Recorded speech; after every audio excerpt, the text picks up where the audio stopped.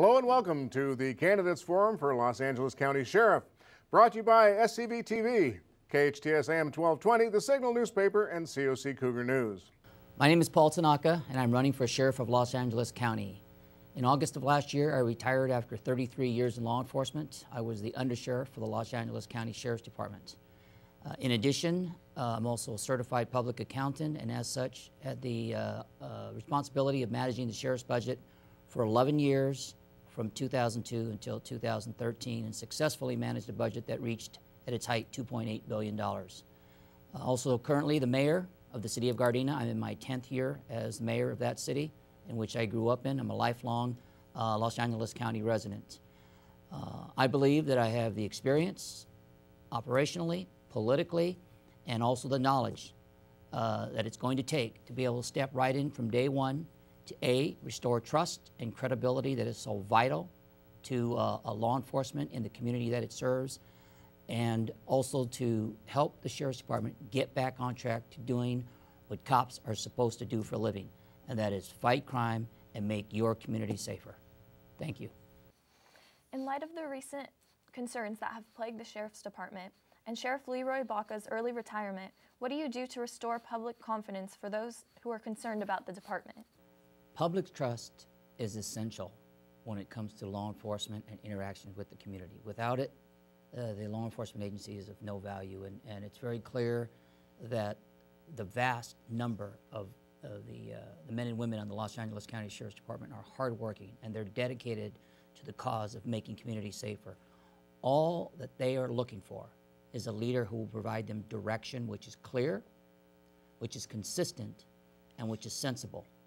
They want a leader that will hold them to those standards that are set by society at the very highest levels in a fair and consistent manner throughout their career. When you get folks who are given clear direction, when you hold them accountable for doing the job they do, and you open up the organization to the eyes and ears for the public to see, because in fact law enforcement agency belongs to the public, then and only then will we be able to restore the trust that is needed in the Los Angeles County Sheriff's Department. The next question is, how much oversight is too much as far as civilian involvement and intervention from the political arena?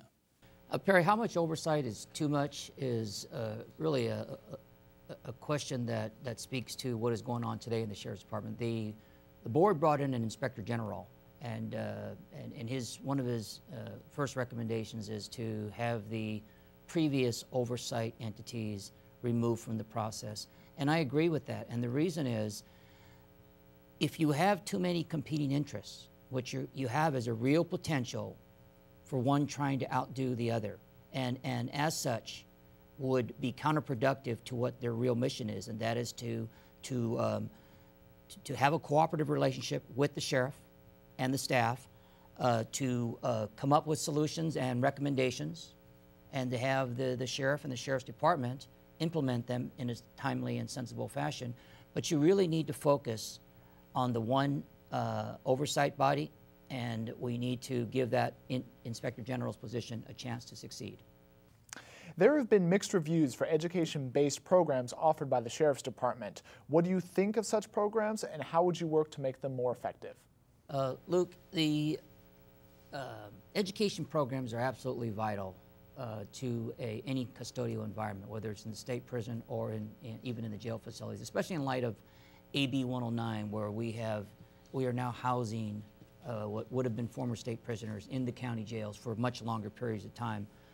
The fact, though, is that the Los Angeles County jail system is by far the largest, most complex, and probably one of the most, if not the most, violent jail institutions in America. And the job of a deputy sheriff and a custody assistant is their number one mission, their overarching mission, is to provide a safe and secure environment for all of those who are in those walls, both the staff and for the inmates themselves. Teachers who teach for a living, such as we used to contract with the Hacienda Puente School District, they need to be brought back in, and they need to educate, provide those kind of programs that are so vitally needed to augment the security staff. As was previously mentioned, AB109 has been roundly criticized by law enforcement officials. How would you lower the recidivism rate? Taylor, to reduce recidivism it's been an age-old problem. it comes to this business. And the fact of the matter is there are laws that are set in this country, in this county, in this area, and people have to follow those laws. And part of the problem with AB 109 is when people get released either from state prison now or from the county jail, there's no formalized parole program, or the probationary check-in is optional. And if you're going to give folks an opportunity to make that optional, it's not going to work. The laws have to be such that there has to be a consequence for making a return trip to the jails. It can't be that knowing right now it's a revolving door. You can commit a crime, you go back in, you're right back out because there's no room at the end. And so to reduce it, people have to know that the consequence and the penalty is going to fit the crime. The city of Santa Clarita is the sheriff's largest contract city. When the city of Santa Clarita funds a higher level of police services than does the county in the unincorporated areas, how do you ensure that police services in the unincorporated areas of the Santa Clarita Valley stay comparable? Well, again, that goes back, Perry, to what I've been speaking about from day one. The Sheriff's Department has gotten so diverse in our operation, and putting resources in oftentimes places that may not have the same level of priority. That needs to be looked at forthwith. And the primary function of law enforcement is to fight crime, take the bad guys to jail, and make our community safer. This community here has been designated for many years as one of the safest cities in America. And when I was working still with the Sheriff's Department, I used to put that mandate on the back of the deputies that worked here and said, under your watch, you can never allow Santa Clarita to ever lose that designation. And so when I was in charge of patrol, we made sure that there were the appropriate level. DUI and driver's license checkpoints that are stationed by deputies throughout Los Angeles County are supported with federal money. Why do you think these checkpoints are the best way to educate the public about the dangers of driving under the influence, and do you think there's an alternative way that might prove more effective? DUI checkpoints is, without a doubt, the most attention-grabbing manner of trying to educate people on the perils of drinking and driving.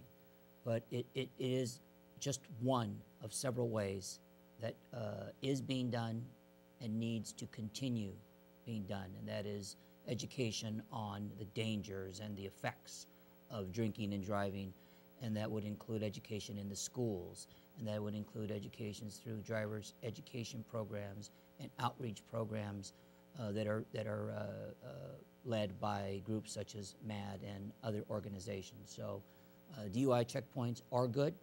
They're a necessary part of what law enforcement does, but it is only one of several ways in which the message of drinking and driving needs to be passed on to the members of the public.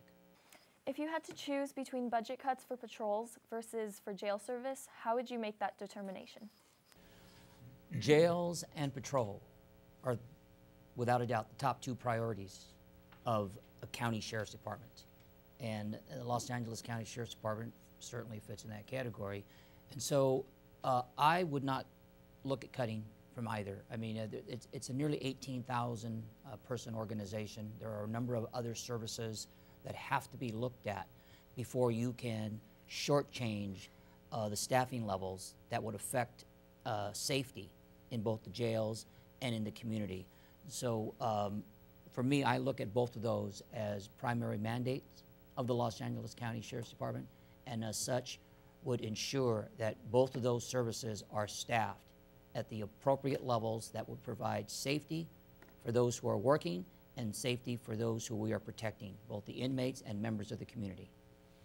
Thank you. Nice job, everybody. Tough decision, tough issues, tough decision for voters to make on June 3rd, but I'd like to thank the candidates who are with us today for joining us: Bob Olmsted, Todd Rogers, Jim McDonald, Paul Tanaka, and James Helmold. I'd like to thank our panel of journalists from COC Cougar News: Taylor Villanueva, from AM-1220 KHTS, Perry Smith, and from the Signal newspaper, Luke Money. I'm Leon Warden, reminding you to vote on June 3rd.